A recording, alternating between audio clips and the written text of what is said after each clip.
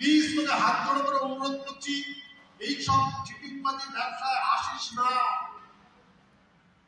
কারণ তখন আমার একটু খোলা ছিল, কারণ আমি একটা কোম্পানিতে অল ইন্ডিয়াতে একটা ভালো র্যাঙ্কে ছিলাম।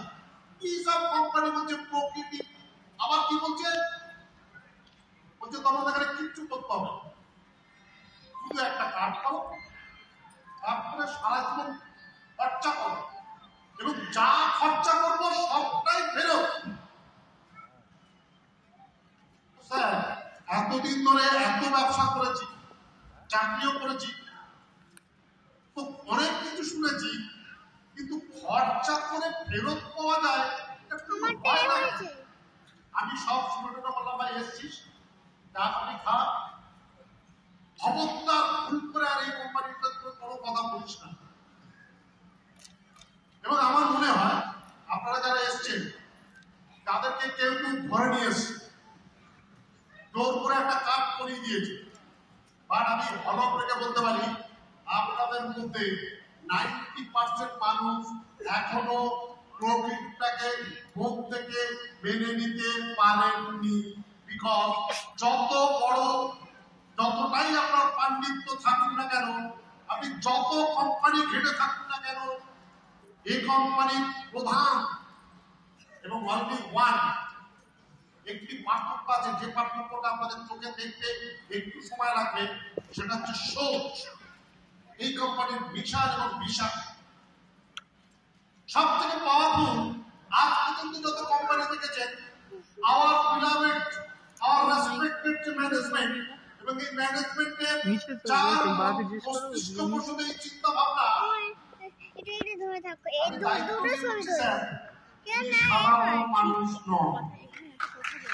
আমি একজন ঈশ্বর প্রদত্ত ব্যক্তিত্ব, ঈশ্বর আলাদা করে কেউ আমরা দেখিনি, না দেখেছি আল্লাহকে, না দেখেছি জেসাসকে, না দেখেছি ঈশ্বরকে।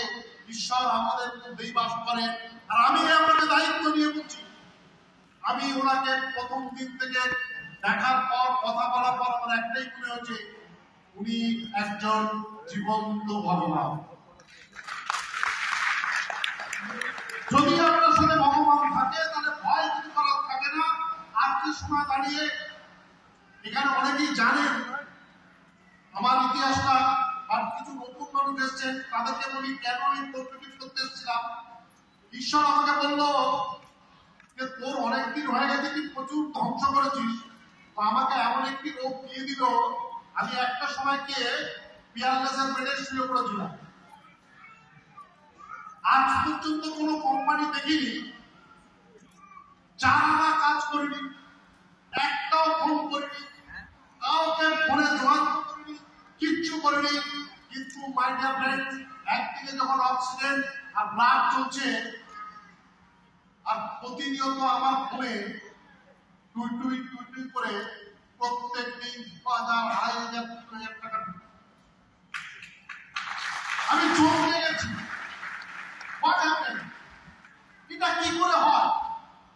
আমি তো কিছুই করিনি, একদিন শুধু ছিলাম বেচুরা, আলাদা মাল তুলে সব নিজেরা রাতারাতি ডাক্তার হয়েছিলাম, আর ডাক্তারের প্রচুর রুগীকে প্রেসক্রিপশন করেছিলাম। যেসব প্রেসক্রিপশনের কথা বললে আজকে নিজেই শিখতে উঠি, কলকাতার কত বড় ডাক্তার এখানে জানি না, আমার একটা প্রেসক্রিপশনের মূল্য ছিল, হায়েস্ট মূল্য ছিল 43,000 টাকা। এইবার খেয়ে স্যার পুরো মোটিভেশন পেয়ে আমি নিজেকে একটা হিরো ভেবেছিলাম, কি প্রকৃতি কি দেবে, আরে আমি একজন সেরা সেরা।